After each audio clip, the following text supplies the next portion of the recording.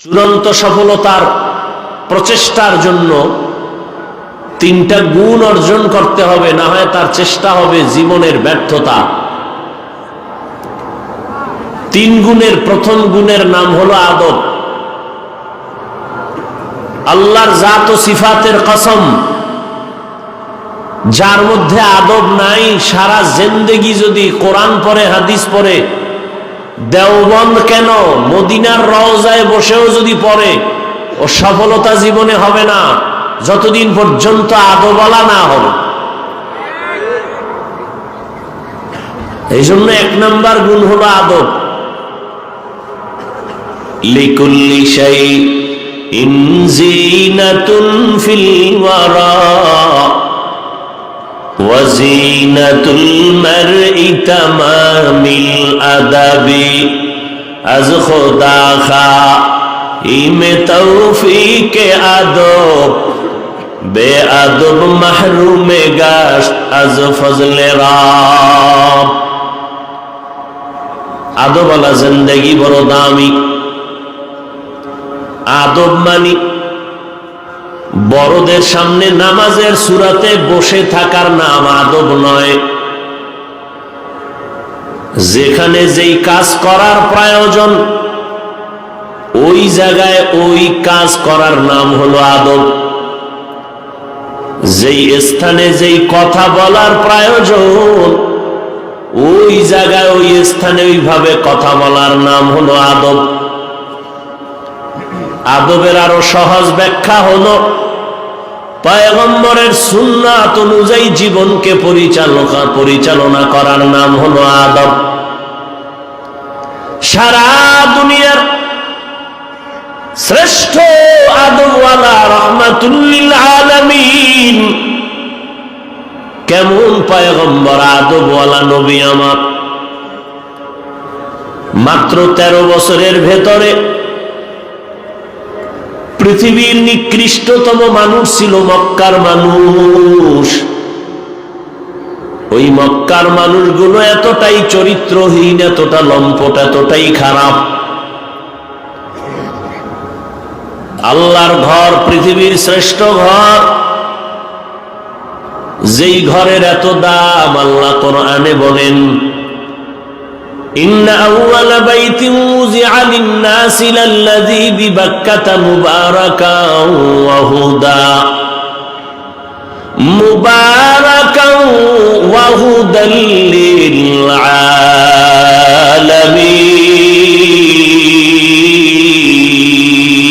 আলামিন। আল্লাহ তাআলা বলেন পৃথিবী নামক গ্রহটা আমি বানাইয়া কোনো বাসিন্দা পাঠাই নাই। প্রথম আমি আল্লাহ একটা ঘর বানাইলাম, ইবাদতের ঘর, হেদায়েতের ঘর, বসবাসের ঘর আমি বানাই নাই।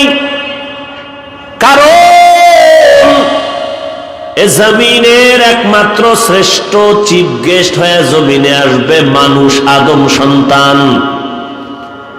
মানুষ হবে এই জমিনের একমাত্র প্রধান মেহমান, চিফ গেস্ট। আর এই আল্লাহ মানুষ বানাবেন ইবাদতের জন্য।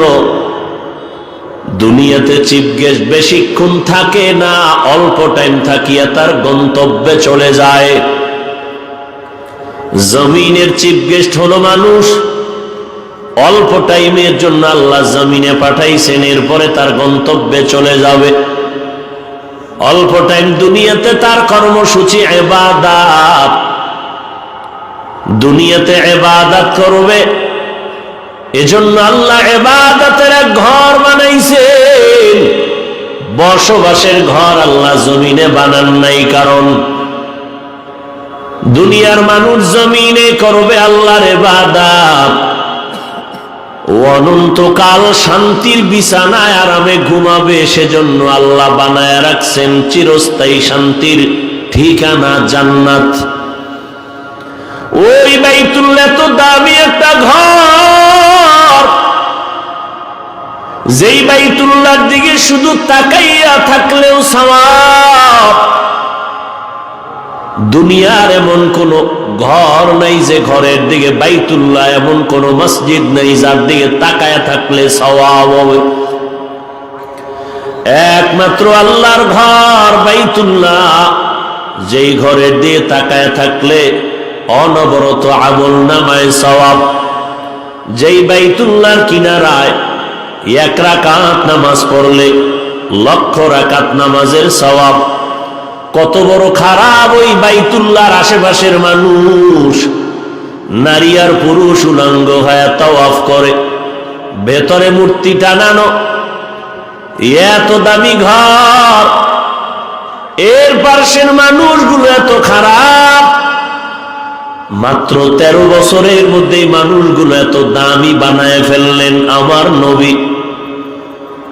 আল্লাহ জিবরাইল আমিনকে পাঠায়, কয় যাও জিবরাইল একটা লিস্টি দিয়ে দিলাম, নবীরে দেখায় দাও। নবী যেন জানায় দেয় এই লিস্টির মধ্যে যাদের নাম আছে এরা বিনা হিসাবে জান্নাতি। 10 জন সাহাবার নাম। এই যে অল্প টাইমে পৃথিবীর ইতিহাস শ্রেষ্ঠ নিকৃষ্ট চরিত্রহীন মানুষ মুহূর্তের মধ্যে দামি মানুষে পরিণত হলো। এদেরকে দামি বানাইতে গিয়া নবী একটা বেতের বাড়িও দেন নাই, কোনো গালিও দেন নাই, গালির জবাবও দেন নাই, চোখের গরমও পর্যন্ত নবী দেখান নাই। তাহলে নবী অল্প টাইমে এই মানুষগুলোকে এত দামি বানায় দিলেন একমাত্র নবীর বিনয়ী আদর্শের বরকতের ফলাফল। এনে নবীর আশিক এই আদবের কারণে কি পরিমাণ তারা বিনয়ী হয়েছে। সারা রাত যদি তাদের ইতিহাস বলা হয় শেষ হবে না, কেমন আদবওয়ালা সাহাবায়ে কেরাম আদবওয়ালা জিন্দেগি নিয়ে চলছেন। এলেমের দিকেও আগানো, আমলেও আগানো, তাকওয়ার কমতি নাই। আবার জান্নাতের টিকিট পেয়ে গেছেন। এরপরেও কত বিনয়ী জিন্দেগি তারা ইখতিয়ার করেছেন। মৃত্যু পর্যন্ত কান্নার আওয়াজ।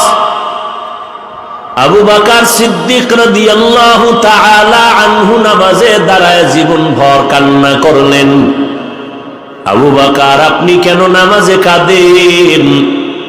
আবু বকর সিদ্দিক রাদিয়াল্লাহু আনহু কাঁদেন আর বলেন আমি আল্লাহর আদালতে দাঁড়ায় কেমনে জবাব দিব। ওমর ফারুক রাদিয়াল্লাহু তাআলা আনহু সারা জিন্দেগীর কান্নার আওয়াজ। কেন ওমর ফারুক জান্নাতের টিকিট হাতে পাইয়া কাঁদেন? ওমর ফারুক চোখের পানি ছেড়ে কান্না করে বলেন আল্লাহ যদি ঘোষণা করে দেন সব মানুষগুলো জান্নাতে যাবে, একজন জাহান্নামে যাবে, আমি ওমর বড় ভয় পাই ওই জাহান্নামের আসামি আমি হয়ে যাই নাকি। ওসমান রাদিয়াল্লাহু আনহুর কান্নার আওয়াজ। ওসমান কেন কাঁদেন? ওসমান রাদিয়াল্লাহু আনহু বলেন মরণের পরে প্রথম ঘাটি হলো অন্ধকার কবর। ওখানে যাইয়া আমি যদি আটকায় যাই জিন্দেগীর পরিণাম ফল কত ভয়ঙ্কর হবে সেই ভয়ে কান্না করি। ওয়া আম্মা মান খাফা মাকাম রাব্বিহি ওয়া নাহান নাফসা আনিল হাওয়া ফাইন্নাল জান্নাতা হিয়াল মাওয়া। এরে আল্লাহর গোলাম, আল্লাহ পাক রব্বুল আলামিন আদবওয়ালা জিন্দেগীর ভেতরে বরকত রেখেছেন। আমার নবী কতটা বিনয়ী। সাহাবাদের মজলিসে নবী বসে আছেন। একদিন নবী বলতেছেন ও সাহাবায়ে কেরাম, কোন দিন কার মরণের ডাক আসবে বলা যায় না। আমার কাছে আপনাদের কোনো হক আছে নাকি? থাকলে আদায় করেন, কারণ আল্লাহর হক আল্লাহ চাইলে দুর্বল থাকলেও মাফ করে দিবেন। বান্দার হক বান্দা ক্ষমা না দিলে আর ক্ষমা হবে না। সাহাবায়ে কেরাম চুপ হয়ে গেলেন। কে দাঁড়াবে? নবীর কোনো হক আমরা পাবো এরকম বলার সাহস কার আছে? কিন্তু না, একজন সাহাবী দাঁড়ায় গেলেন।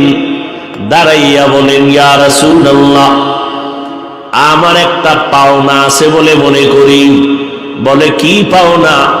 ও নবী, আপনি আমার হালকার উপর একদিন মুস্কি হেসে গালের উপর একটা চর মেরেছিলেন, তাই নাকি? বলে, হ্যাঁ।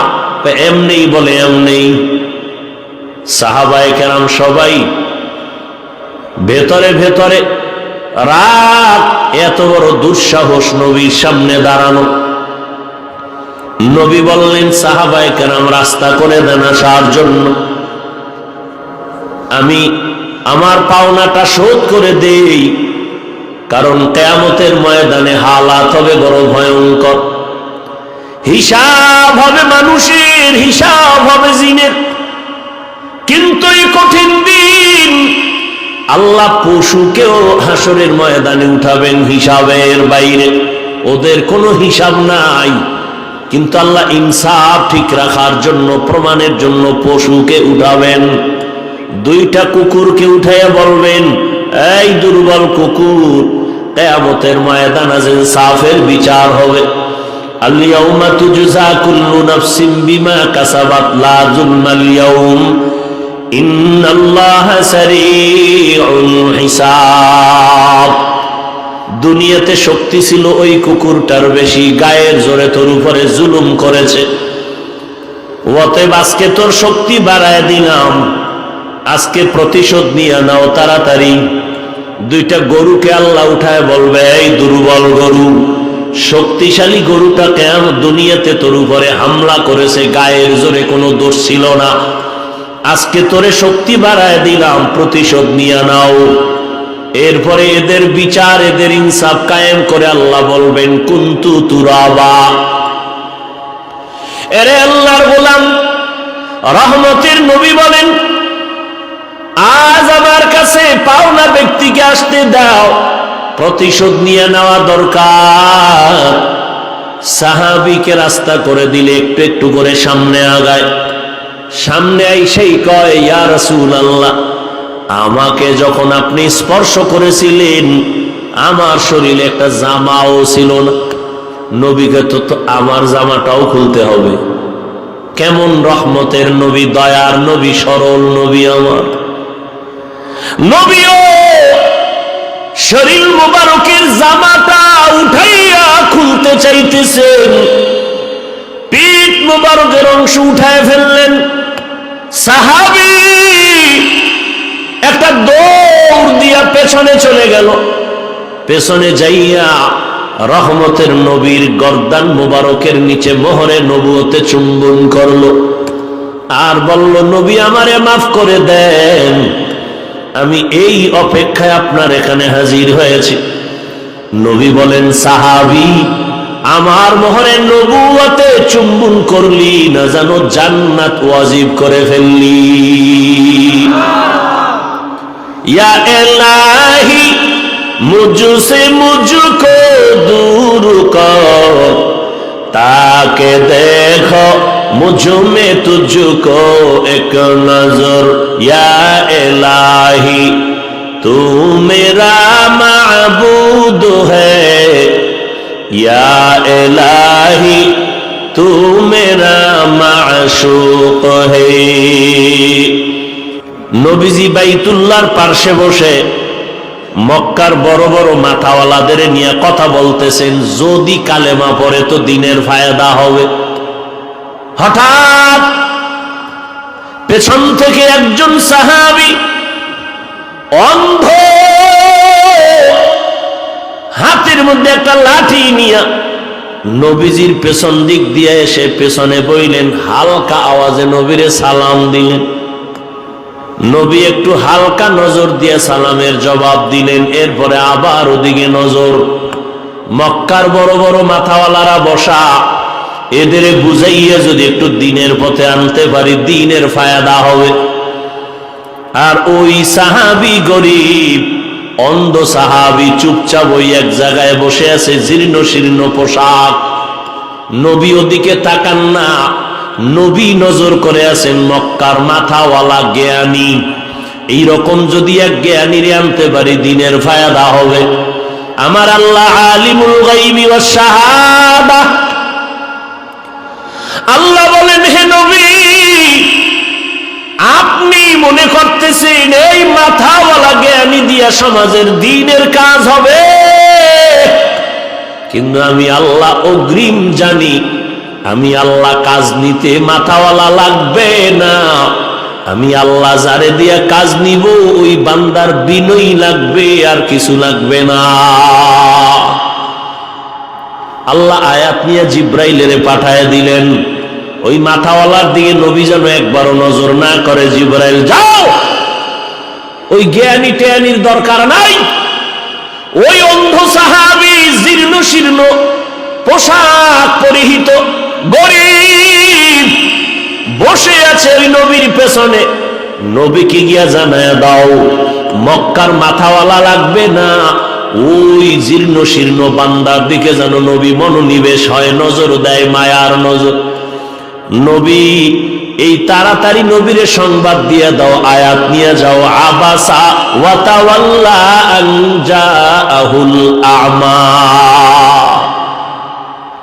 কাবিলিয়ত দাদে উরা শর্ত নিস্ত বলকে শর্ত কাবিলিয়ত দাদে উস।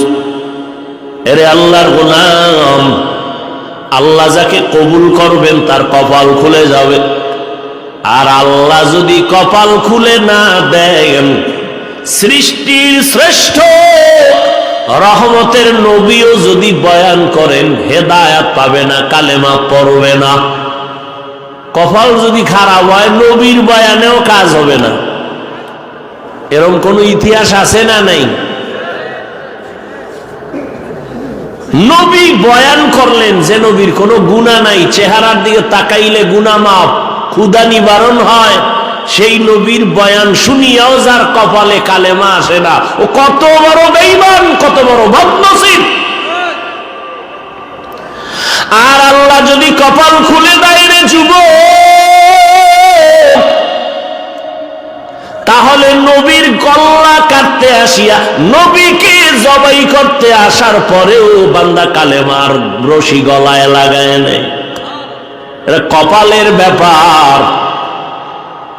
আল্লাহ যার কপাল খুলবে হেদায়াত পেয়ে যাবে, আর যার কপাল খুলবে না ওই বান্দা হেদায়াত পাবে না।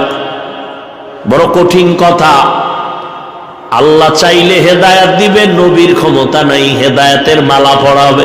ইন্নাকা লা তাহদি মান আহবাবতা ওয়ালাকিন্নাল্লাহা ইয়াহদি মান ইয়াশা। আল্লাহ চাইলে হেদায়াত পাবে, আল্লাহ যদি চান না তো হেদায়াত পাবে না। তার মানেটা কি? আল্লাহর সব দোষ, নাউযুবিল্লাহ, বান্দার কোনো দোষ নাই। কারণ আল্লাহ হেদায়াত দিলে বান্দা পাবে, আল্লাহ হেদায়াত না দিলে পাবে না। তাহলে আসলে বিষয়টা কি? বিষয়টা আল্লাহর কোনো দোষ নাই। আল্লাহ কয়, আমি যে হেদায়াত দিলে সে পাবে, আমি কার বেলায় দেওয়ার ইচ্ছা করব, কার বেলায় দেওয়ার ইচ্ছা করব না।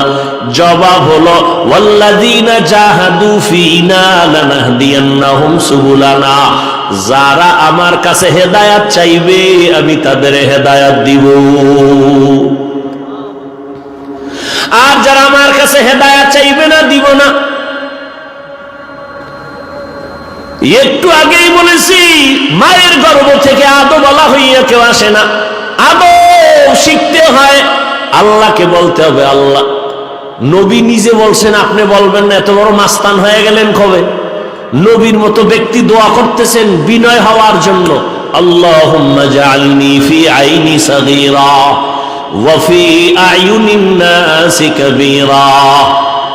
নবী নিজে দোয়া করেন, আল্লাহ বিনয়ী বানায়া দাও, ছোট বানায়া দাও, উম্মতের নজরে মর্যাদা বাড়ায়া দাও। মেটা দো আপনা হস্তি কো अगर कुछ मर्तबा चाहो के दाना खाक में मिलकर गुले गुलजार होता है। আজকে যত ভেজাল, যত বিশৃঙ্খলা, আপোষের ভেতরে একমাত্র কারণ আদব নাই, অহংকারী ঢুকে পড়েছে। সব অহংকার ধ্বংসের দ্বার প্রান্তে নিয়ে গেছে আমাদের। জাহিরি হালাত দুর্বল, বাতিনি হালাত দুর্বল। জাহিরি নষ্ট হইল অহংকার, বেয়াদবি, বাতিনি ভাবে আমার চরিত্র নষ্ট হচ্ছে মোবাইলের কারণে, ধ্বংস হয়ে যাচ্ছে সব। আল্লাহ হেদায়াত দান করুন। এই মোবাইল না আইলে এত বেয়াদব হইতো না। কি বলবো, কোথায় বলবো, কাকে বলবো, কে শুনবে, কে বলবে? আল্লাহ সবাইকে হেদায়াত দান করুন। তাহলে চেষ্টা সফল হবে ওই ব্যক্তির যার তিনটা গুণ থাকবে। প্রথম গুণ আদব। বেয়াদব কোনদিন কামিয়াবির দরজা খুঁজে পাবে না, ও যেখানে যাবে সেখানে বেইজ্জতি হবে। আল্লাহ মাফ করেন। এক ক্লাসে পড়ছি, এক জামাতে পড়ছি, মানুষ বলে বেলেটের থেকেও ধার বেশি, তার ব্রেন এত কঠিন। এইরকম এক ছাত্র, এক ক্লাসে পড়লাম অনেক বছর, দেওবন্দে গিয়ে 1 নাম্বার। পরিণাম ফল কি তার? বাংলাদেশে জায়গায় জায়গায় ঘুরে নাম কইলে মোবাইলের গোলামেরা সবাই চিনবে। যারা মোবাইলের গোলাম এরা সবাই চিনবে নাম বললেই। যেখানে যায় সেখানে জুতার বাড়ি খায়, অথচ দেওবন্দে 1 নাম্বার হইছে। ওই যে বলছি, কপাল যদি পুড়ে যায় মোহাম্মদের বয়ানেও কালেমা পড়ে না, আর কপাল যদি খুলে যায় রসুলকে হত্যা করতে এসে কালেমা পড়ে ফেলে।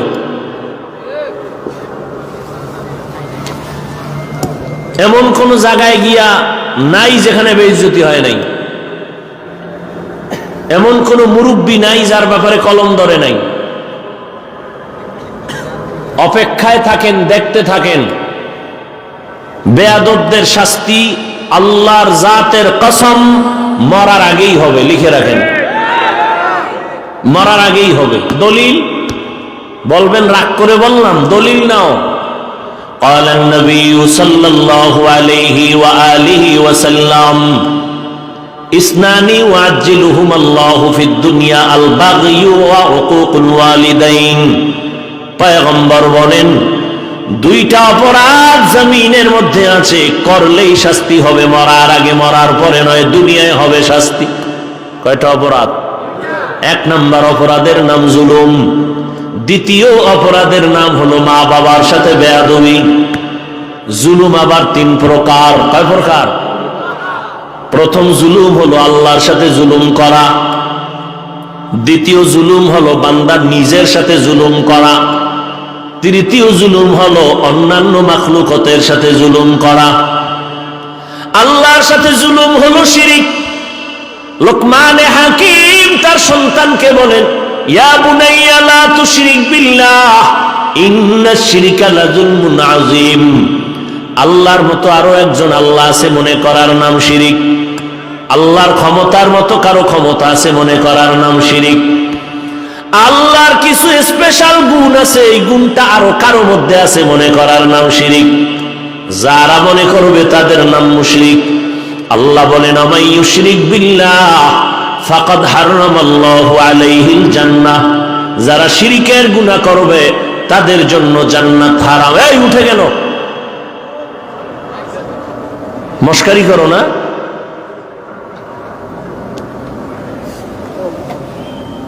ওই যে বয়ান করতেছি তুই আদবেরই, কপাল খারাপ হলে কি করার। আল্লাহ হেদায়াত দান করুন।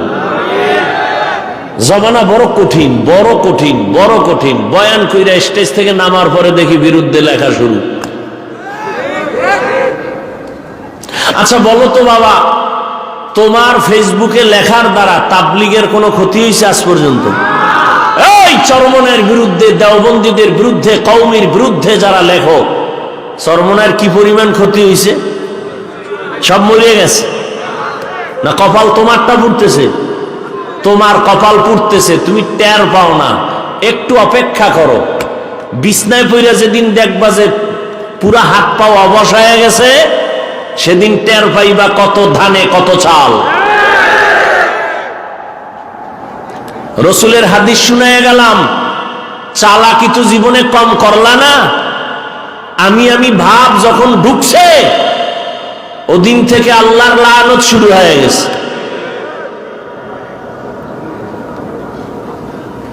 তিন প্রকার জুলুম। আল্লাহর সাথে জুলুমের নাম হলো শিরক।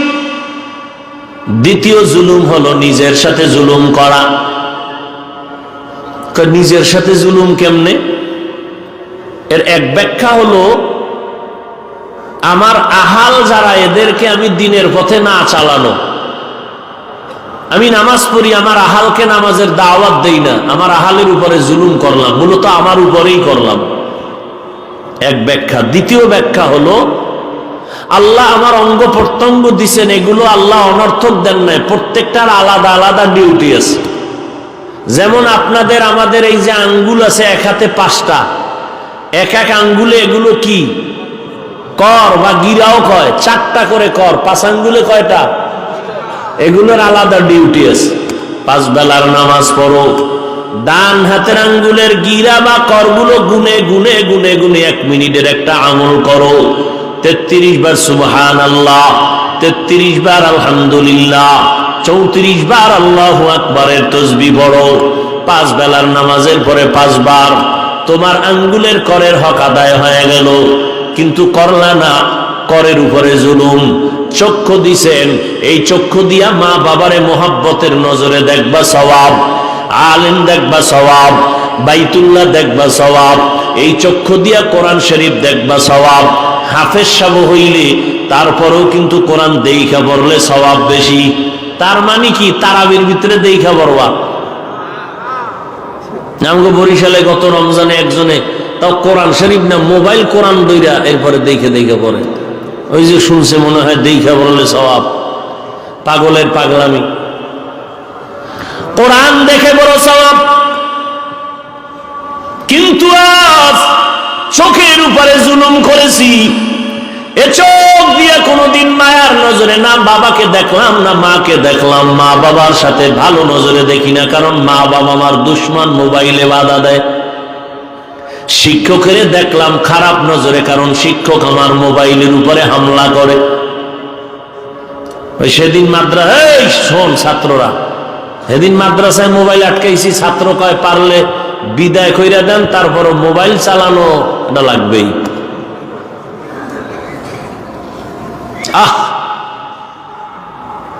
রাস্তার ল্যাংটা পাগলও নিজের ভালো বুঝে, কিন্তু আমরা নিজের ভালো বুঝি না।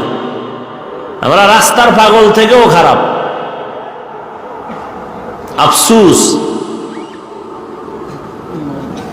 ভাইরা আমার, চোখ দিয়া বাইতুল্লাহ দেখলাম না, কোরআন দেখলাম না, কি করলাম? সারাটা রাত মোবাইলের দিকে তাকায়া কবিরা গুনা, কবিরা গুনা, কবিরা গুনা, কবিরা গুনা। সারা রাত গুনা টুনা কইরা এবার ফজরের আগে দিছে ঘুম, নামাজ ছাড়া। ক্লাসে গিয়ে হুজুর খায়, এই ছাত্র কই? ছাত্ররা লিস্টি পাঠাইছে, আমরা অসুস্থ, সারা রাত আকাম করছি আর এটা কয় নাই। হুজুর ভাবছে মনে হয় সারা রাত তাহাজ্জুদ পইরা ঘুমাইতে না, এবার ঘুমায়। ওই যে একটু আগে বললাম না, এক ক্লাসে পড়ছি, নাম বললে এখানে সবাই চিনবে, এমন কোন জায়গা নাই যেখানে জুতার বাড়ি খায় নাই। দাওরার বছর যেই ছেলেটা আমগো সাথে ছিল, বুখারীর ইবারাত বিদ্যুৎ গতিতে পড়তো, সব হুজুরেরা কইতো যেখানে যাবে মুহাদ্দিস। সেই ছেলে এখন এলাকার নাম বললাম না, ওই এলাকায় থাকে, প্যান্ট শার্ট টাই পরা, দাড়ি তো নাই। ওই এলাকায় অজে গেলে পালায় থাকে, সামনে আসে না। আল্লাহকে সাক্ষী রেখে বলছি, তোমাদের ইবরাতের জন্য, ধর্ম নিয়ে মাস্তানি চলে না। আমার রসুল যদি বিনয়ী ভাব নিয়ে চলেন, সাহাবায়ে কেরাম চলে, এর থেকে আপনারা দামি হয়ে গেলেন। আল্লাহ হেদায়েতের দৌলত দান করেন। তো চোখের সাথে জুলুম করতেছে, এটা নিজের সাথে জুলুম। তৃতীয় জুলুম হলো অন্যান্য মাখলুকতের সাথে জুলুম। এর মধ্যে মানুষের সাথে তো আছেই, যারা মা বাবার সাথে খারাপ আচরণ করছে মোবাইলের কারণে, শিক্ষকের সাথে খারাপ আচরণ মোবাইলের কারণে, আল্লাহর কসম, বাইতুল্লাহর গিলাফ ধইরাও যদি কান্দো আল্লাহ মাফ করে দাও। মা বাবায় যতদিন ক্ষমা দিবে না আল্লাহ ক্ষমা দিবে না। শিক্ষকের সাথে বেয়াদবি করেছো, বাইতুল্লাহর গিলাফ ধরে কানলেও ক্ষমা নাই। শিক্ষক যদি ক্ষমা না দেয় আল্লাহ দিবেন না। বান্দার হক তামাশা মনে কইরো না রে বাবা। মানুষ কিন্তু গ্রামে একটা কথা বলে, পান্তা ভাত নষ্ট হলেও খাওয়া যায়, পোলাও নষ্ট হলে খাওয়া। এই জমিনের মধ্যে তালিবুল ইলম ছাত্র সমাজ হলো, স্কুল হোক কলেজ হোক, এরা কোরমা পোলাওয়ের মতো। এরা এত দামি, গোটা বাংলাদেশ না পুরা দুনিয়াটাকে আলোকিত করে ফেলার মতো মেধা যুবক ছাত্রদের মধ্যে আছে। আল্লাহ সেইভাবে বানাইছেন, ইহুদির বাচ্চারা যদি রাষ্ট্র চালাইতে পারে, তুমি তো শ্রেষ্ঠ নবীর উম্মত, তুমি কেন পারবা না? জন্মগতভাবে সৃষ্টিগতভাবে আল্লাহ পাক পুরুষের তুলনায় নারীদের জ্ঞান কম দিছেন না বেশি? বেশি কম? তাহলে সেই নারী যদি দেশ চালায় তোমরা পারবা না কেন? মোবাইলে আকাম করো, পারবা? করো, ইচ্ছা মতো করো। অল্প দিন লিখে রাখো, বেশি দিন না, অল্প দিন। মরার আগেই দেখবা যে বিছনায় পইরা চিৎপটাং হয়ে থাকবা। চোখ থাকবে, পাওয়ার থাকবে না। কান থাকবে, পাওয়ার থাকবে না। মাথা থাকবে, ব্রেন থাকবে না। কিডনি নষ্ট হয়ে যাবে, যাচ্ছে তোমার খবর নাই। লিখে রাখো।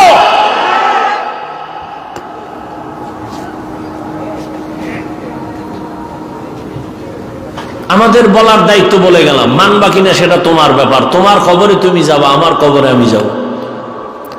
হেদায়েত তো আল্লাহ সবাইকে দিবেন না, আর সবাই তো আল্লাহর কাছে হেদায়েত চায়ও না। কয় অমুকের বিরুদ্ধে লাগছি, মুরা পর্যন্ত যাব, জাহান্নামে যদি যাওয়া লাগে গেলাম। আল্লাহ খায় আমিও দিলাম, যখন যেতে চাও যা। ভাইরা আমার, আল্লাহর এক বান্দি জীবন ভর নেক আমল করেছে, বিদায় হওয়ার আগে জমিন থেকে একটা সামান্য অপরাধ করেছেন, খুবই সামান্য। আল্লাহর ভিন্ন একটা মাখলুক, একটা বিড়াল ঘরের মধ্যে ঢুকে পড়ছে, তো খাঁচায় আটকায় ফেলছে। নিজেও খানা দেয় না, বিড়ালটাকে ছেড়ে দিল না বাইরে গিয়া খাবে সেই সুযোগও দেয় নাই। বিড়াল খাঁচার মধ্যে না খেয়ে ধুকে ধুকে ধুকে ধুকে মরে গেল।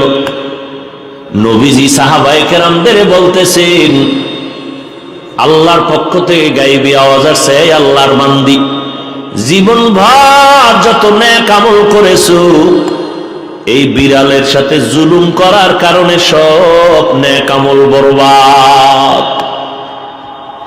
একটা বিড়ালের সাথে জুলুম করার কারণে যদি হালাত হয়, তো মানুষের সাথে মানুষ হইয়া জুলুম করলে কি হালাত হবে?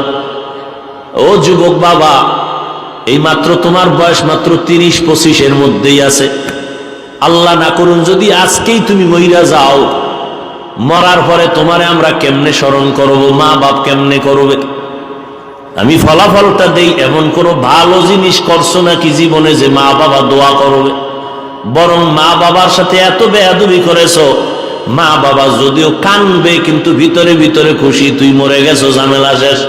কারণ তোর চরিত্রের কারণে কত জায়গায় মুখ দেখাইতে পারি না, তোর কারণে অনেক সমাজের ভিতরে বহু ভালো সন্তান নষ্ট হয়ে গেছে।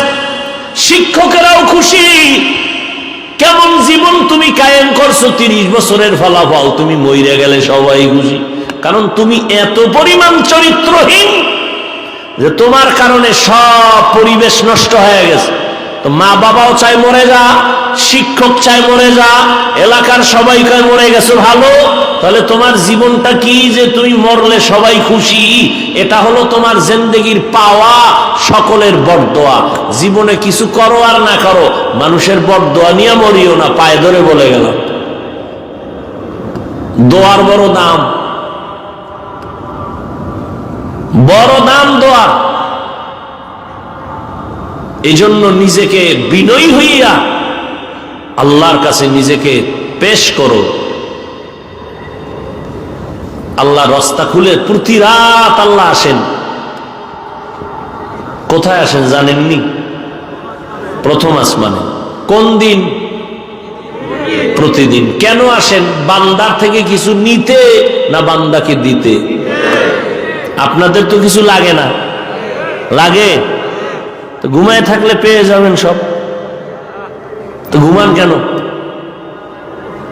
যেই টাইমে ঘুমানোর নিয়ম, সমস্ত দুনিয়ার চিকিৎসা বিজ্ঞানীরা একমত, মানুষের জীবনের চূড়ান্ত সফলতার এক পুঁজির নাম সুস্থতা। আর সুস্থ থাকার জন্য আল্লাহ পাকের দেওয়া একটা চূড়ান্ত ঔষধ আছে, মহা ঔষধ ফ্রি, রাতের ঘুম। রাতের পুরা অংশ ঘুম নয়, প্রথম অংশ ঘুম শরীরের ক্ষতি, রাতের শেষ অংশের ঘুম শরীরের ক্ষতি, রাতের মধ্যাংশের ঘুম শরীরের ঔষধ। 10, 11, 12, 1, 2, 3 এই পর্যন্ত। শেষ রাতে ঘুম ক্ষতি কেন? আজান 5 বার দেয়, দেয় না প্রতিদিন? বলেন তো সব আজানের সিস্টেম কি এক, না কিছু ভিন্নতা আছে? কোন আজানটায় আছে? কি ভিন্ন আছে বলেন তো? অর্থ কি? ঘুমের থেকে বিষয়টা কি? এই শব্দটা এশায় নাই কেন? এই শব্দগুলো মাগরিবে নাই কেন? ফজরে কেন? ওই সময় ঘুম তো শরীরের ক্ষতি আছেই। সব থেকে বড় কারণ ওই সময় তোমার খালেক তোমাকে দেওয়ার জন্য আসে। ওঠো, তোমার কি লাগবে? আদব বলো, আমি দিয়ে দিব। আল্লাহ দিতে আসছে, তুমি ঘুমায় রইলা। আর যদি বলো পাই না, তো কপাল খারাপ। অতিও গভীর হয় রজনী যখন, নীরবে প্রভুর নাম জপিও তখন। প্রভুর করুণা যদি পাইবারে চাও, গভীর রাতে উঠে প্রভুর গুণগান গাও। আল্লাহ আমাদের হেদায়াত দান করেন। আরো জোরে বলেন। আমরা বক্তারা কুত্তাও এরকম দৌড়ায় না, আমরা যেই পরিমাণ দৌড়াই শুধু উম্মতের পিছনে। রাত নাই, দিন নাই, খাওয়ান নাই, ঘুম নাই 12 মাস। আপনাদের দোয়া আমাদের খুবই জরুরি দরকার। রাস্তাঘাটে চলতে গিয়ে আমাদের অনেক ওলামায়ে কেরাম রাস্তায় মরে গেছেন, আল্লাহ তাদেরকে জান্নাত দান করুন। রাস্তায় অ্যাক্সিডেন্ট হয়েছেন আমাদের ওলামায়ে কেরামদের একজন কলিজার টুকরা, উম্মতের এক রাহবার হযরতুল আল্লাম মাওলানা আব্দুল বাসেত খান দামাত বারাকাতুহুম, নাম শুনেন নাই? কি পরিমাণ বেয়াদব হইলে ফেসবুকে লেখে যে এটা এমনে এমনে হয় নাই। কি পরিমাণ মা বাবার চূড়ান্ত বদদোয়াকামী সন্তান হলে, চরিত্রহীন হলে, বেয়াদব হলে এই কথা লিখতে পারে। এরা আসলে খেয়াল করবেন, বেয়াদবি কিন্তু হঠাৎ করে শুরু করে না। এরা প্রথম বেয়াদবি করে মা বাবার সাথে, এরপরে শুরু করে আলেমদের সাথে।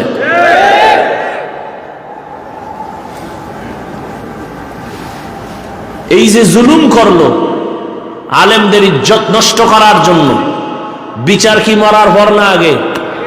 আগেই হবে। পঙ্গু হয়ে মরবি, লিখে রাখিস। আর যদি তওবা করো, আমার আল্লাহ বলেন জীবনের সব গুনাহ এক তওবায় মাফ। আল্লাহ আমাদের কবুল করেন, আদবওয়ালা বিনয়ী জিন্দেগি আমাদের দান করেন। জীবনে বান্দা উপকার কারো করতে যদি নাও পারো, পায়ে ধরে বলে গেলাম ক্ষতি কইরো না। জীবনে যদি কারো প্রশংসা করতে না পারো, হিম্মত না হয়, পায়ে হাত রেখে বলে গেলাম বদনাম করে নিজের কপাল পুড়িও না। জীবনে যদি ভালো নেক আমল করতে না পারো, গুনাহ করে নিজেকে জাহান্নামী বানায়ও না। এই 3টা ওয়াজ যদি মনে রাখতে পারো, বিনা হিসাবে জান্নাতি। উপকার করতে না পারলেও কি করব না? কারো প্রশংসা করতে না পারলেও কি করব না? বদনাম করব না, নেক আমল করতে না পারলেও কি করব না, গুনাহ করব না। এটা ফাইনাল বয়ান। আল্লাহ সবাইকে কবুল করেন। আল্লাহ মার্কাজকে হেদায়েতের মার্কাজ বানায়া দেন। আল্লাহ পাক আসাতিজায়ে কেরাম এবং তালিবুল ইলম সবাইকে কবুল করেন। যারা ফজিলতের পাগড়ি নিলেন আমাদের মুরব্বীদের হাত থেকে আল্লাহ তাদেরকে কবুল করেন। মুরব্বীদের বেয়াদবির থেকে, বদদোয়া থেকে আমাদেরকে হেফাজত করেন। মুরব্বীদের দোয়া নিয়ে চলার তৌফিক আল্লাহ আমাদেরকে দান করেন। আলহামদুলিল্লাহি রাব্বিল আলামিন ওয়াসসালাতু ওয়াসসালামু আলা সাইয়্যিদিল আমবিয়াই ওয়াল মুরসালিন ওয়া আলা আলিহি ওয়া আসহাবিহি আজমাইন। ইয়া আরহামার রাহিমিন, ইয়া আরহামার রাহিমিন, ইয়া আরহামার রাহিমিন। রব্বিরহামহুমা কামা রাব্বায়ানি সগীরা। আল্লাহুম্মা ইন্নাকা আফুউন কারীম তুহিব্বুল আফওয়া ফা'ফু আন্না। আল্লাহুম্মা ইন্না নাসআলুকা রিযাকা ওয়াল জান্নাহ ওয়া নাউযু বিকা মিন সাখাতিকা ওয়ান নার। ও দয়ার মালিক, আমরা গুনার বোঝা নিয়ে হাত তুলেছি। আয় আল্লাহ, আলহামদুলিল্লাহ আলহামদুলিল্লাহিল্লাযী জা'আলা আশ-শামসা ওয়াল কমারা বিহুসবান ওয়ান নাজমা ওয়াশ-শাজারা ইয়াসজুদান وفضل زمانا على زمان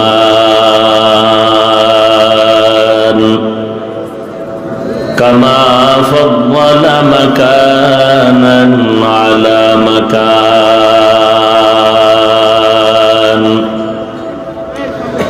وإنسانا على إنسان. ونشهد أن لا إله إلا الله وحده لا شريك له لا ضد له ولا ند له ولا مثل له. ونشهد أن سيدنا وسندنا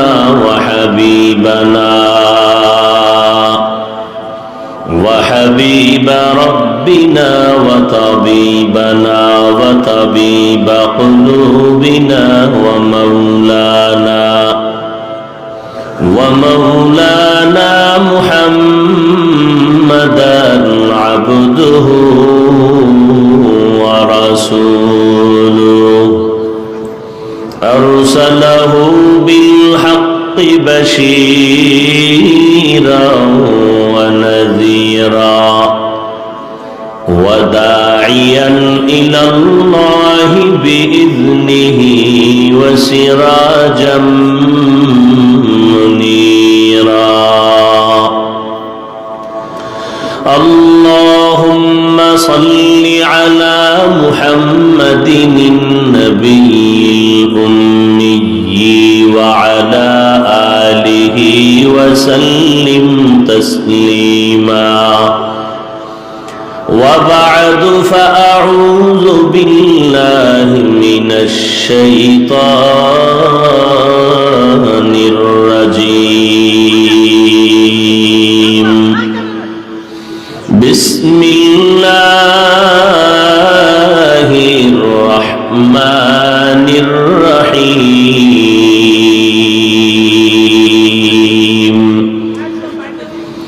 والذين جاهدوا فينا لنهدينهم سبلنا وإن الله لمع